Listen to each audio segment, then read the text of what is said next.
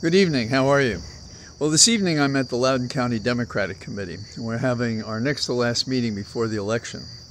And this evening, what we got was a lot of cheer and reporting from the field. Those who attended the convention from Virginia, from our congressional district, they brought along a video, and it was like watching the family children, you know, seeing how they did. And it was amusing and it was fun. We talk about profiles in courage, and I'm going to be brief this evening, but we see so few of those who demonstrate courage. But this evening, at the beginning of our meeting, we had a guest, Jennifer Wexton, who is, well, and for a long time has been very active in public affairs in Loudoun County, which is treated as a bellwether across Virginia. And nationally, they look to the results because we have such a mix of people here in Loudoun County. Well, Jennifer Wexton is a former state prosecutor. She sat as a temporary judge. She was elected to the state Senate, and she ran for Congress in a seat that I once tried to get, and she won.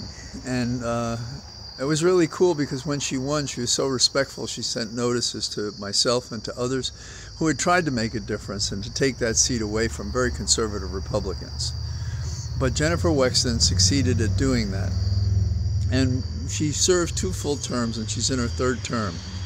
But on the way to Congress, she discovered that she had Parkinson's disease. She had the indication, she had clenching fists, and you know, her feet would kind of curl up and stuff like that. And she thought at first that she could live with that. But then she found out she had something worse than that. She had progressive supranuclear palsy. And that's kind of, I don't know, Parkinson's on steroids. And so she decided to continue in office. And doctors said to her, "Why aren't you staying home?" That's what people do. You know, it's going to be very challenging and difficult. Well, first, when she only had the Parkinson's diagnosis, she thought she would just do it. People live with Parkinson's, and she was going to serve as long as she could. And then she found that she had PSP, and that was a sentence for very severe and restricted ability to do anything at all. But she decided that she was going to continue in office as much as she could. But then she found she couldn't speak, and she found that she had to use canes, and she had to use a wheelchair. But she still decided that in addition to fighting for childhood cure for cancer, that now she was going to fight and try to help those who might have her disease.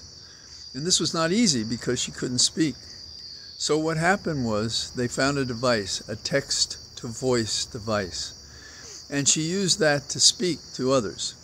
Now, I have filed a separate video this evening of her brief speech to the Loudoun County Democrat Committee. I once was the chair of this committee. I've been the vice chair of this committee. It's one of the best, well, you know, every person who's chaired one of these committees thinks theirs is the best. But we've had great people here in tough elections, and we've had a quality of advocacy.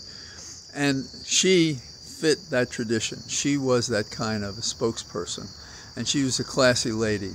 And her husband and family are, well, heroic as well. So when we talk about profiles in courage, we're talking about a person who, well, instead of going off and being with her family alone and dealing with her disease in that way, she's decided to do it in a very public way. However, because of the encumbrance that this disease has been, she is going to serve out the term this year, and then she's going to step down. Now, we have a candidate to fill her office, and we hope that he succeeds, and she has endorsed him to fulfill her office. And so we're going to go on from there. The baton passes from a great leader to another great leader, and we hope in the general election not only will Virginia bring home Kamala and Tim, but also Jennifer's successor. So I will be posting this so you can see it, and also separately the remarks by Jennifer this evening. All the best. Thank you. Bye-bye.